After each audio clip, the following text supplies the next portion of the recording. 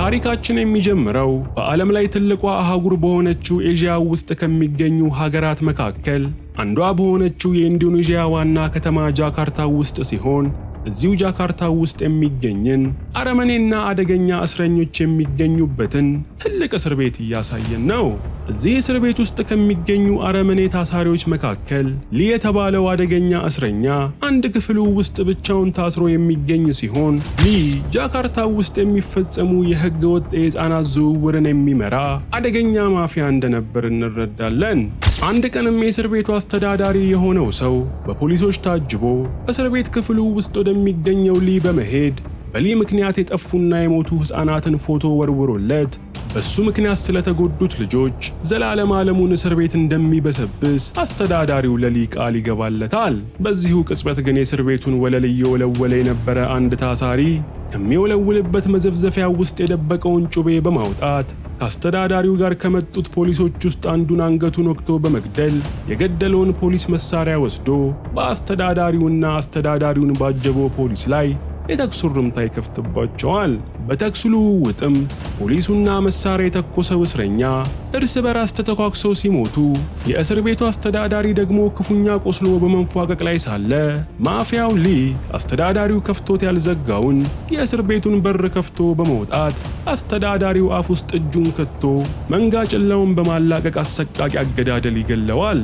ከዚህም ቀጥሎ ሊ አብረውት እስር ቤት ውስጥ የነበሩትን እስረኞች በሙሉ በመልቀቅ የፖሊሶቹን መሳሪያ አስታጥቋቸው ሲያበቃ ከፊት እየሄዱ ያገኙትን ፖሊሶች እንዲፈጇቸው ያዛቸዋል። እስረኞቹም መሳሪያቸውን ይዘው መውጣት ከመጀመራቸው የእስር ቤቱ ኮሪደር ላይ በርካታ ፖሊሶች ጠመንጃ አቀባብለው እየጠበቋቸው እንደሆነ ሲያዩ ጊዜ በሁለቱ ወገኖች መካከል ጥይት መዝነብ ይጀምርና ከትንሽ ደቂቃ በኋላ እስረኞቹ ሙሉ በሙሉ ሲሞቱ አብዛኞቹም ፖሊሶች በሞት አፋፍ ላይ ቆመው በማቃተት ላይ ሳሉ ሊ በሕይወት የተረፉትን ፖሊሶች በሙሉ በመግደል ከነበረበት ዘብጥያ ያመልጣል። እሺ ሰዎች የምንሰራው ስራ የሚመቻችሁ ከሆነና በምላሹ ደግሞ እናንተኛም በትንሹ ማገዝ ከፈለጋችሁ ቻናላችንን ሰብስክራይብ፣ ይህን ቪዲዮ ደግሞ ላይክ ያድርጉት። ሊ ከእስር ቤት ከማምለጡ የተወሰነ ሳምንት ቀደም ብሎም በአንድ የባህር ዳርቻ ስፍራ አሳ በማጥመድ ሕይወቱን የሚገፋ ሮሚ የተባለ ሰው በጠዋት አሳ ለማጥመድ ወደ ጀልባው ሲገሰግስ ባህሩ ዳርቻ ላይ አንድ ሰው አሸዋ ላይ ተዘርሮ ይመለከታል።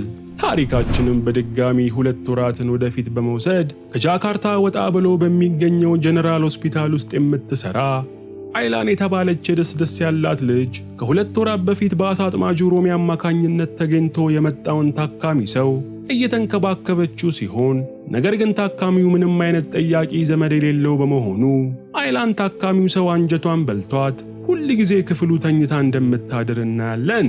አንድ ቀን አይላን ታካሚው ክፍል ተኝታ ሳለ ለ2 ወራት ያህል በኮማው ውስጥ የቆየው ታካሚ ድንገት ካልጋው ላይ በመነሳት ዙሪያውን ካየ በኋላ ካልጋው ለመውረድ ቢሞክርም አቅም አንሶት ወለል ላይ በመውደቁ አይላንን ከእንቅልፏ ይቀሰቅሳታል።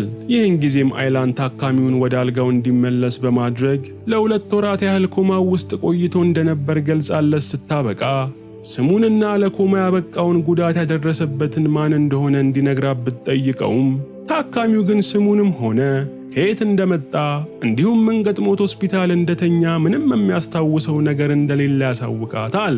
ይህን ተከትሎም አይላን ታካሚውን አብዲ ብላ ስም ትሰጠውና ነገሮችን ለምን እንደማያስታውስ ጭንቅላቱን ሲቲ ስካን እንዲታይ ስታደርገው ጊዜ አይላን የአብዲ ጭንቅላት ውስጥ ተቀርቅሮ የቀረ የጥይት ስብርባሪ እንዳለ ትመለከታለች። ያን ቀንም አይላን አብዲን ይዛው ወደ ባህር ዳርቻው ስፍራ በመሄድ እዚህ የባህር ዳርቻ ላይ ክፉኛ ተደብድቦ ወድቆ እንደተገኘና ሕይወቱን ያተረፈው ሰው ደግሞ ሮሚ እንደሚባል ነግራ ከሮሚ ጋር ታስተዋውቀዋለች። ያን ዕለት ምሽትም የጃካርታ አደንዛዥ ዕፅ ንግድን በመዘወር ላይ ያሉት ሸሪክና ካይዶ የተባሉ 2 ማፊያዎች ሊ ሊያናገራቸው እንደፈለገ ስለሰሙ ሁለቱም የማፊያ መሪዎች ተቀምጠው ሊን ይጠብቁት ይጀምራሉ። በዚህም ወቅት ሊ ያለ ፍርሃት እየተንጎማለለ ሪካ ከተባለች ጋርዱ ጋር በመምጣት ይዞት የመጣውን ቴካዌ ምግብ እየበላ ከሁለቱ የማፊያ መሪዎች ጋር መነጋገር ይጀምራል። ሊ እዚህ የመጣው ከሰዎች ዝውውር በተጨማሪ የአደንዛዥ ዕፅ ንግዱንም መቀላቀል እንደሚፈልግ ሊነግራቸው እንደሆነ ሲገልጽላቸው ጊዜ ሸሪክ የተባለው የማፊያ መሪ ግን ሊን አይደለም የነሱን ቢዝነስ እንዲቀላቀል ሊፈቅዱለት ቀርቶ እሱ የሚሰራውን የሕገ ወጥ የሰዎች ዝውውር ስራን ሳይቀር እሱም በመግደል እንደሚረከቡት ያሳውቀዋል። በዛው ቅጽበት ግን ውጪ የነበሩት የሊ ሰዎች የነ ሸሪክን የማፊያ ቡድኖች በሚያስደንቅ ብቃት ቀጥቅጠው በመጣል ድምጥማጣቸውን ያጠፏቸዋል። ይህን ተከትሎም ውስጥ ላይ የነበሩት የነ ሸሪክ ሰዎች ሊ ላይ ጥቃት ለመሰንዘር ገና ከማሰባቸው እንደ ወንድ የምትፋለመው ሪካ የተባለችው የሊ ሰው ጣልቃ ገብታ ሁሉንም አንገታቸውን በመበጠስ ክፍሉን በአንዴ ጸጥ ታደርገዋለች። ሸሪክም ይህንን እንዳየ ፈጥኖ ሽጉጡን በማውጣት ሊን ሊመታው ሲሞክር ሊ ግን ከብርሃን ፍጥነት በበለጠ ምግብ የሚበላበትን ቾፕስቲክ የሸሪክ ጉሮሮ ላይ በመሰካት ሸሪክን አርዶ ይጥለዋል። ይህን ጊዜም ከሸሪክ ጎን ተቀምጦ የነበረው ካይዶ የሚገባበት ጠፍቶት በፍርሃት እየተርበደበደ እኔ ካንተ ጋር ምንም አይነት ችግር የለብኝም እያለ በማልቀስ ሕይወቱን ለማትረፍ የባጤ ቆጡን መዘላበድ ይጀምራል።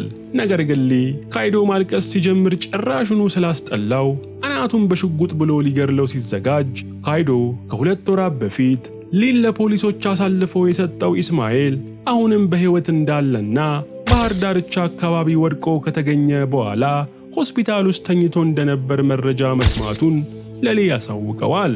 ሊም እስር ቤት እንዲወረወር ያደረገውን አይላን አብዲ ብላ የምትጠራው እስማኤልን መትረፍ ሲሰማ ጊዜ ሊ ካይዶንን ከመግደል ቢቆጠብም ነገር ግን ሊ የካይዶንን አንድ ጆሮ በጥይት በመምታት ካይዶ ሆስፒታል ሄዶ እስማኤልን እንዲያመጣለት ያዘዋል። ካይዶም ሆስፒታል ሲሄድ ከሱ በፊት ሊታከሙ ወረፋ የያዙ ብዙ ሰዎች ስላሉ ወረፋ እንዲይዝ ነርሷ ብነግረውም ካይዶ ግን ነርሷን ባልተገባ ሁኔታ በማጎሳቆል ሆስፒታሉን መበጥበጥ ይጀምራል። ይህን ተከትሎም የሆስፒታሉ ጥበቃ ነገሮችን ለማብረድ ሲሞክር ካይዶ ግን ጥበቃውንም ለመደብደብ በመነሳሳቱ አይላን ፈጥና እየበጠበጠ የሚገኘውን ካይዶ ቶሎ አክማ ለመሸኘት በማሰብ ካይዶን አስቀድማ ወደ ውስጥ ታስገባዋለች። አይላም የካይዶን የቆሰለ ጆሮ በባንዴጅ አሽጋለት እንዳበቃች ካይዶም ከ2 ወራት በፊት ባህር ዳርቻ ላይ ወድቆ ስለተገኘው ታካሚ የምታውቀው መረጃ ካለ እንድትነግረው መጠየቅ ይጀምራል። አይላም ካይዶ እያወራ ያለው አብዲ ብላ ስለምትጠራው ታካሚ እንደሆነ ቢገባትም ነገር ግን ካይዶ ስለጠየቃት አይነት ታካሚ ምንም የምታውቀው ነገር እንደሌለ ታረጋግጥለታለች። ካይዶም ጥያቄ መጠየቁን ትቶ በድንገት በአይላን ውበት በመማረኩ ወንድነቱ ተፈታትኖት አይላን ላይ ጾታዊ ትንኮሳ ማድረስ ሲጀምር ጊዜ አይላንም ካይዶ ድርጊቱንም ማያቆም ከሆነ የሆስፒታሉን ጥበቃ እንደምትጠራው ገልጻ ታስጠነቅቀዋለች። ጥጋበኛው ካይዶ ግን ያቀጫጫ ጥበቃ ቢመጣ ራሱ ማንም እንደማያስጥላት በመናገር ትንኮሳውን በመቀጠል ላይ ሳለ አይላንን ሰላም ሊላት ወደ ሆስፒታል የመጣው እስማኤል ደርሶ የካይዶን እጅ በመያዝ ያሽቀነጥረዋል። ካይዶም እጁን የያዘው ሰው እስማኤል እንደሆነ ስለተረዳ አጠገቡ በነበረ ጠርሙስ እስማኤልን አናት ሲመታው ጊዜ እስማኤልም በጭንቅላቱ ምት የተነሳ የቀድሞ የድብድብ ብቃቱ ትውስ ብሎት የካይዶን ጉሮሮ በማነቅ ሊገርለው ከጫፍ ይደርሳል። ነገር ግን አይላን ቶሎ ብላ እስማኤልን እንዲረጋጋ ስላደረገችው እስማኤልም ራሱን በመቆጣጠር ካይዶን ከሆስፒታል ያባረዋል። ያን ምሽትም አይላን እስማኤልን ቅድም ሆስፒታል ውስጥ ለሰከንዶች ያህል ተቀይሮ ሌላ ሰው እንደሆነባት ነግራው ስታበቃ ጭንቅላቱ ውስጥ ያለውን የጥይት ስብርባሪ ጃካርታ ወደሚገኘው ሆስፒታል ሄዶ በቀዶ ጥገና ካላስወጣው ኃይለኛ ችግር እንደሚፈጠርበት ነግራው እስማኤልም ወደ ጃካርታ ለመሄድ ይስማማል። በቀጣዩም ቀን እስማኤልና አይላን ባስ ስቴሽን ጋር ቁጭ ብለው ሳለ ሊ ያሰማራቸው ሰዎች በመኪና መጥተው እስማኤልን ሊይዙት ሲሉ በሊ ሰዎች መኪናና በእነ እስማኤል መካከል አንድ መኪና መጥቶ ቆሞ የሊ ሰዎችን እይታ ይጋርዳቸዋል። ከሰከንዳት በኋላም መኪናው ዘወር እንዳለ የሊ ሰዎች ባሱ ሲንቀሳቀስ በማየታቸው የሊ ሰዎችም እነ እስማኤልን ባስ ውስጥ ገብተዋል ብለው አስበው ባሱን መከተል ይጀምራሉ። ነገር ግን ባስ ውስጥ የነበረችው ወደ ሌላ ስፍራ የምትሄደው አይላን ብቻ ስትሆን እስማኤል ደግሞ ከሮሚ ጋር በመሆን በሞተር ሳይክል ወደ ጃካርታ መጓዝ ይጀምራል። ብዙም ሳይቆይ ግን የሊ ሰዎች አይላን ተሳፍራበት ከነበረው ባስ ፊት ለፊት መኪናቸውን በማቆም የባሱን ሹፌር በጥይት ገድለው ሲያበቁ መሳሪያቸውን እንደያዙ ወደ ውስጥ ገብተው እስማኤልን ከወንበሩ ላይ እንዲነሳ ቀጭን ትዕዛዝ ይሰጣሉ። ነገር ግን ባስ ውስጥ እስማኤል አለመኖሩን ሲያስተውሉ ጊዜ የሊ ሰዎች መልካቸውን ያዩአቸውን ሰዎች ለምስክርነት እንዳይተርፉ በማሰብ በሁሉም ላይ የጥይት ናዳ አውርደው አብዛኞቹን ሲፈጇቸው ባስ ውስጥ ከነበሩት ውስጥ አይላንና አንዲት ትንሽዬ ልጅ ብቻ በሕይወት ይተርፋሉ። ከሊም ሰዎች ውስጥ አንደኛው አይላንን እንዳያት ካይዶ የእስማኤልን ሕይወት ያተረፈችለት ዶክተር እሷ እንደሆነች ነግሯቸው ስለነበር ሰዎቹ አይላንን በመጠፍጠፍ እስማኤል የት አባቱ እንደሚገኝ እንድትነግራቸው ይጠይቋታል። አይላን ግን ስለሚያወሩት ነገር ምንም የምታውቀው ነገር እንደሌለ ብትገልጽላቸውም የሊ ሰዎች ግን አይላንንና በሕይወት የተረፈችውን ትንሽዬ ልጅ አግተው በመያዝ ይዘዋቸው ይሄዳሉ። እስማኤልም በበኩሉ ሀገር ሰላም ብሎ ከሮሚ ጋር በሞተር ሳይክል በመሄድ ላይ ሳለ አይላን ተሳፍራበት የነበረውን ባስ ቆሞ ይመለከትና ከሞተር ሳይክሉ ወርዶ ወደ ውስጥ ሲገባ ባሱ ውስጥ የነበሩት ሰዎች በሙሉ እንደተረፈረፉ ተመልክቶ በድንጋጤ እጢው ዱብ ይላል። እስማኤልም ቀጥሎ የሞቱትን ሰዎች አስክሬን እያገላበጠ አይላንን ቢፈልጋትም አይላን ግን ከሞቱት ሰዎች መካከል አለመኖሯን ተመልክቶ እስማኤል ትንሽም ቢሆን እፎይ ይላል። ነገር ግን እፎይታው ብዙም ሳይቆይ መረጃ ለማጥፋት የተላኩ የሊ ሰዎች ወደ ባሱ በመምጣታቸው አንደኛው የሊ ሰው ቆንጨራውን እንደያዘ ሮጦ እስማኤል ላይ ጥቃት መሰንዘር ሲጀምር እስማኤልም በዚህ በጭንቀት ሰዓት ድሮ የነበረው የፍልሚያ ችሎታ ተመልሶለት ጥቃት ሰንዛሪውን ማፊያ እጁን ሰብሮ ይጥለዋል።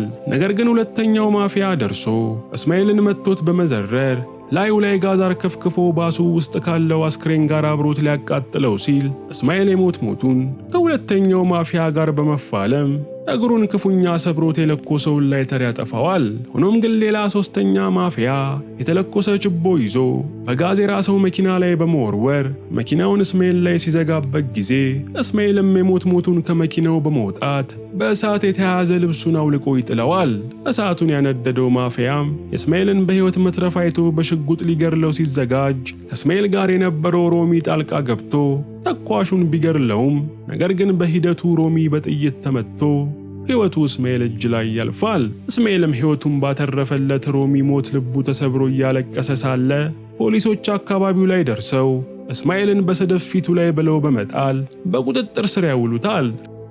በሌላም በኩል ካይዶ ከሊ ሰዎች ጋር በመሆን የታገቱትን አይላንንና ትንሿን ልጅ ይዘው ሊ ቤት እንደደረሱ ካይዶ ትንሿ ልጅ ምንም ስለማትጠቅማቸው አሁኑኑ እንዲለቋት እንደ አለቃ ትዕዛዝ መስጠት በመጀመሩ የሊ ሰዎች በካይዶ የበላይ ልሁን ማለት ተናደው ጥይት አርከፍክፈውበት ይገርሉታል። አባቱ ከዚህም በኋላ የሊ ጋርድ የሆነችው ሪካ አይላንን በጩቤ በማሰቃየት መረጃ ለማውጣት ስትሞክር ቆይታ በመጨረሻም ሪካ አይላን ቦርሳው ውስጥ የያዘችውን የእስማኤልን ሜዲካል ሪፖርት አግኝታ ለአለቃዋ ሊ ትሰጠዋለች። ሊም እስማኤል አሁን ላይ በሕይወት መኖሩን 100% ስላረጋገጠ ሰዎቹን እስማኤልን በሕይወት ወይም ሬሳውን ይዘው እንዲያመጡለት ያሳስባቸዋል። እስማኤልም በበኩሉ በፖሊስ ተይዞ መርማሪው ፊት እንደቀረበ መርማሪ ፖሊሱ እስማኤልን ባስ ላይ የተፈጸመውን ግድያ በሙሉ እርሱ እንደፈጸመው አስቦ ሰዎቹን ለምን እንደገደላቸው ቢጠይቀውም እስማኤል ግን ምንም አይነት ግድያ እንዳልፈጸመ ለፖሊሱ ያስረዳዋል። ፖሊሱ ግን እስማኤል ከዚህ በፊት የነበረበትን የወንጀል ሪከርድ ፋይል በማሳየት ግድያውን የፈጸምከው አለቃህ ሊ ያዞ ነው ወይ በማለት ጠይቆት ሊና እስማኤል አንድ ላይ ሆነው የተነሱትን ፎቶ ለእስማኤል ያሳየዋል። እስማኤል ግን በደረሰበት የጭንቅላት ጉዳት ምክንያት ስላለፈው ነገር ምንም እንደማያስታውስ ሲገልጽ ፖሊሱም እሱ ማለት የማፊያው የሊ ቀኝ እጅ እንደሆነ በማስረጃ ያረጋግጥለታል። በዚህ መሃል ግን እስማኤልና መርማሪ ፖሊሱ የነበሩበት ክፍል መብራት በድንገት በመጥፋቱ ምክንያት መርማሪ ፖሊሱ አንዳች ችግር እንደተፈጠረ ጠርጥሮ በመስኮት ሊመለከት ሲል ሊ የላከው ቅጥር ነፍሰ ገዳይ በመስኮቱ በኩል መርማሪ ፖሊሱን በቆንጨራ ቆርጦ ይጥለዋል። ቀጥሎም ቅጥር ነፍሰ ገዳዩ ቆንጨራውን እንደያዘ እጁ በካቴና ታስሮ ወደሚገኘው እስማኤል በመፈንጠር እስማኤልንም ሊከታተፈው ሙከራ ማድረግ ሲጀምር እስማኤልም የነፍስ ነገር ይዞት እጁን በካቴና እንደታሰረ ከባለ ቆንጨራው ጋር ሲፋለም ይቆይና እስማኤል ባለ ቆንጨራውን መንጋጋውን ከጠረጴዛ ጋር አጋጭቶ በመፈልቀቅ ይገርለዋል። ነገር ግን ወዲያውኑ ሌሎች ማፊያዎች መጥተው እስማኤል ወዳለበት ክፍል የእጅ ቦምብ ቢወረውሩም እስማኤል ግን ከእጅ ቦምቡ በተአምር በመትረፍ ሊገርሉት የመጡትን ማፊያዎች በጥይት ቆልቶ ይጨርሳቸዋል። እስማኤልም በካቴና የታሰረው እጁን ከፈታ በኋላ ከፖሊስ ጣቢያ ሊወጣ ሲል ሁለት ሰዎች በር ላይ መሳሪያ ይዘው በመግባት የጥይት ናዳ በእስማኤል አቅጣጫ መተኮስ ስለጀመሩ እስማኤል በየፈርኒቸሩ ስር በመደበቅ በጥይት ከመመታት ያመልጣል። ፈርኒቸር ይከላከላል እንዴ ጥይት? በዚህ መሃል አንደኛው ማፊያ የጠፋውን መብራት ከቆጣሪው ላይ ያበራ ሲሄድ፣ ሁለተኛው ደግሞ ሽጉጡን እያቀባበለ መተኮሱን ይቀጥላል። ድንገት ግን እስማኤል የተመቸ አጋጣሚ ስላገኘ ከተደበቀበት በመውጣት መሳሪያ ከያዘው ሁለተኛ ማፊያ ጋር የጦፈ ግብግብ ሲያደርግ ይቆይና በመጨረሻም እስማኤል ማፊያውን በራሱ ሽጉጥ ተኩሶ ወደ ገሃነም ይልከዋል። የመጀመሪያው ማፊያ በበኩሉ መብራቱን አብርቶ እንደመጣ አብሮት የነበረው ማፊያ በእስማኤል አማካኝነት መገደሉን ሲመለከት እስማኤልን አሰቃይቶ ለመግደል በመወሰን ከእስማኤል ጋር የእጅ ለእጅ ፍልሚያ ይገጥማል። ማፊያውም ያለ የሌለ ኃይሉን ተጠቅሞ እስማኤልን አንገቱን በመፈርጠቅ ሊገላግለው ሲታገል፣ እስማኤል ደግሞ እንደምንም ብሎ አንገቱን ነፃ በማድረግ ተፋላሚውን ማፊያ በተደጋጋሚ በቦክስ በመነረት ራሱን ያስተዋል። ሆኖም ግን እስማኤል ሲፋለመው የነበረው ማፊያ ሳይገድለው መሄድ ከመጀመሩ ራሱን ስቶ የነበረው ማፊያ ከወደቀበት ተነስቶ በድጋሚ ፍልሚያው ውስጥ ስለገባ እስማኤል ሳይወድ በግዱ ማፊያውን ብትንትኑ እስኪወጣ ድረስ በእጁ ብቻ ጨፍጭፎ ይገድለዋል። በዛው ቅጽበትም እስማኤል የጠፋበት አብዛኛው ትዝታ ወደ ጭንቅላቱ በመመለሱ እስማኤል ተፋልሞ የገደላቸው ማፊያዎች በሙሉ ለካ ከልጅነቱ ጀምሮ ሊ ጋር ሲሰራ በነበረበት ወቅት አብረውት ሲሰሩ የነበሩት ጓደኞቹ እንደሆኑ ትዝ ብሎት እስማኤል በከፍተኛ ጸጸት ራስ ምታቱ ይነሳበታል።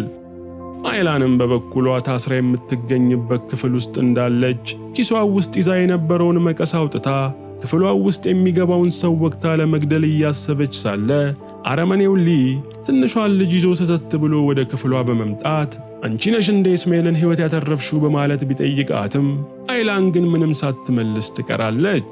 በዚህም መሃል ሊ እስማኤልን እንዲገድሉ ወደ ተላኩት ሰዎች በመደወል የደረሱበትን ሁኔታ ሊያጣራ ሲሞክር ስልኩን ራሱ እስማኤል አንስቶ ስለመለሰለት ሊ ክው ብሎ ይደነግጣል። ነገር ግን ሊ በቁጥጥር ስር የዋለችው አይላንን አንቆ ይዞ በማስጮ አሁኑኑ በመልክል አድራሻ ካልመጣ አይላን ሟች ነች በማለት ሊ እስማኤልን ያስፈራራዋል። አይላንም አጋጣሚውን ተጠቅማ የሊን ትከሻን በመቀስ ወቅታ ልትጎዳው ብትሞክርም ሊ ግን አይኑን ብትወጋው የተሻለ እንደነበር በሹፈት ነግሯት ትቷት ወጥቶ እስማኤልን መጠበቅ ይጀምራል። እስማኤልም ሊ በላከለት አድራሻ ተመርቶ ወደ ሊ ቤት መቃረብ እንደጀመረ አንድ ደረቅ የውሃ ጉድጓድ ይመለከትና ወደ ጉድጓዱ ተጠግቶ ሲያይ እስማኤል ሌላ ትውስታ ተመልሶለት የልጅነት ጊዜውን ማውጠንጠን ይጀምራል። በትውስታውም ውስጥ እስማኤልና እንደሱ ያሉ ሕፃናት እዚህ ጉድጓድ ውስጥ ተጥለው ለሳምንት ያህል ያለ ምግብና ያለ መጠጥ ከቆዩ በኋላ አረመኔው ሊ መጥቶ ውሃ የያዘ ሃይላንድ ሲጥልላቸው ጊዜ በጣም የተቃጠሉት ሕፃናት ውሃውን ቀድሞ ለመጠጣት እርስ በራስ ተጨፋጭፈው ይገዳደሉ እንደነበርና ሊ ሕፃናቱን በሙሉ ገድሎ ያሸነፈው ምርጡን ሕፃን ልጅ ከጉድጓዱ አውጥቶ በማሳደግ ለሱ እንዲሰራ እንደሚያሰለጥነው ትዝ ይለዋል። ስማም ጭካኔ።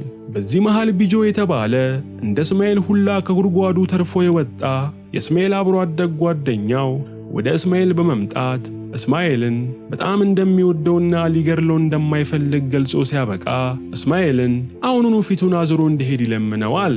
አሁን ላይ ሙሉ ትውስታው የተመለሰለት እስማኤል ግን ሊ እዚህ ምድር ላይ መኖር የማይገባው ሰው እንደሆነ ለቢጆ ስለገለጸለት ቢጆ የማይቀረውን ፍልሚያ ድንገት በመጀመር እስማኤልን በብረት ዘንግ ክፉኛ ይቀጠቅጠው ይጀምራል። እስማኤልም ረጅም ደቂቃዎችን በፈጀ ፍልሚያ ከጓደኛው ቢጆ ጋር ተቀጣቅጦ ቢጆ የበላይነቱን እያገኘ የመጣ ቢመስልም በመጨረሻዋ ደቂቃ ግን እስማኤል ቢጆን አፈር ከደሜ የሚያስግጥ ኃይለኛ ምት ስለመታው ቢጆ መራመድ እንኳን አቅቶት እየተንገዳገደ ጫካው ውስጥ ይገባል። እስማኤልም ከኋላ ተከትሎ ቢጆ ላይ እንደደረሰበት ቢጆ በተመታው ምት ደሙ ጭንቅላቱ ውስጥ ፈሶ ብዙም ሳይቆይ እዛው ይሞታል። እስማኤልም በአብሮ አደጉ ሞት ክፉኛ አዝኖ ሳለ ሌላኛው አብሮ አደጉ የሆነችው አደገኛዋ ሪካ ሽጉጧን እንደ ክረምት በረዶ እያዘነበች ወደ እስማኤል ስለመጣች እስማኤል ከሪካ የጥይት ናዳ ሸሽቶ ድንጋይ ስር ይደበቃል። ሪካም እስማኤልን ተከትላ ሽጉጧን እንዳነጣጠረች ስትመጣ አድብቶ ሲጠብቅ የነበረው እስማኤል ከተደበቀበት ድንገት ወጥቶ ከሪካ ላይ ሽጉጧን በመንጠቅ ሪካም ማርኳት ሳለ እስማኤል ከሁለት ወራት በፊት በጥይት ጭንቅላቱን መታ ልትገድሎ የሞከረችው ሪካ እንደነበረች ያስታውሳል። በእስማኤል የተማረከችው ሪካም ወደ እስማኤል በመዞር ጭንቅላቱን በጥይት ሳትመታው በፊት ስለነበራቸው የፍቅር ግንኙነት አስታውሰው ስታበቃ፣ ነገር ግን እስማኤል ሊን አሳልፎ ለፖሊስ በመስጠቱ ምክንያት ብዙ ነገሮችን እንዳበላሸ ገልጻለት ሳይታሰብ ጩቤ በመመዥረት እስማኤልን ብዙ ቦታ ትወጋው ትጀምራለች። እስማኤል ግን የነበራቸውን የፍቅር ግንኙነት በማስታወስ ሪካን ሊገድላት ስላልወደደ ጩቤዋን እንደምንም ብሎ ቀምቶ ትቷት ሊሄድ ሲል ሪካ የወደቀ ሽጉጥ አንስታ በመተኮሷ እስማኤልም ፈጥኖ ጩቤውን በመወርወር ሪካ ሆድ ላይ ይሰካዋል። ነገር ግን እስማኤል ነገሮችን ሲያስተውል ሪካ ሽጉጡን የተኮሰችው ወደ ሌላ አቅጣጫ እንደሆነና ይህንንም ያደረገችው ከዚህ በፊት እስማኤል ላይ ላደረሰችበት ጉዳት እስማኤል ጨክኖ ገድሏት በቀሉን እንዲያገኝ በማሰብ እንደሆነ እስማኤል ይረዳል። በሌላም በኩል አይላን የታሰረችበት ክፍል ውስጥ አንድ የሊ ማፊያ አይላንን ክፍሏ ውስጥ ሲያያት የወንድነት ስሜቱ ገንፍሎ በመውጣት ሊደፍራት መታገል ሲጀምር ከአይላን ጋር አንድ ክፍል ታስራ የነበረችው ትንሿ ልጅ የደፋሪውን አናት በዕቃ በኃይል ትመተዋለች። ይሄ ድርጊቷ ያበሳጨው ማፊያም ትኩረቱን ከአይላን ላይ በማንሳት ትንሿን ልጅ አንቋት ሳለ አይላን የማፊያውን ጠመንጃ በቁጥጥሯ ስር ማስገባት ትችላለች። ማፊያውም ይሄንን ሳይ በጣም ደንግጦ ትንሿን ልጅ በመልቀቅ አይላንን እንድትረጋጋ ሊያደርጋት ሲሞክር አይላን ግን በትንሿ ልጅ እርዳታ ወደ ማፊያው አከታትላ በመተኮስ ማፊያውን ወንፊት አድርጋ ትጥለዋለች። ይህን ተከትሎም አይላንና ትንሿ ልጅ ከክፍላቸው በመውጣት አይላን የጥይቱን ድምፅ ሰምተው የመጡትን ማፊያዎች በሙሉ እየተኮሰች ስትፈጃቸው ቆይታ በመጨረሻም የጠመንጃው ጥይት በማለቁ አይላንና ትንሿ ልጅ አንድ ጥግ ይዘው ከሚተኮስባቸው ጥይት ይደበቃሉ። በዚህ መሃል ግን እስማኤል ደርሶ ተኳሾቹን በሙሉ በመግደል ክፍሉን ጸጥ ቢያደርገውም አይላን ግን እየተካሄደ ባለው ነገር እስማኤልን እንኳን ማመን አቅቷት በጣም ከመፍራቷ የተነሳ ትንሿን ልጅ ጥቃት እንዳያደርስባት ስለት እንደያዘች እስማኤልን እንዳይጠጋቸው ታስጠነቅቀው ትጀምራለች። እስማኤል ግን አይላንን እንድትረጋጋ ነግሮ እዚህ የመጣው ሊጎዳት ሳይሆን ሊያድናት እንደሆነ ሲያስረዳት ጊዜ አይላንም ወደ ቀልቧ ተመልሳ እስማኤልን አቅፋ ስቅስቅ ብላ ማልቀስ ትጀምራለች።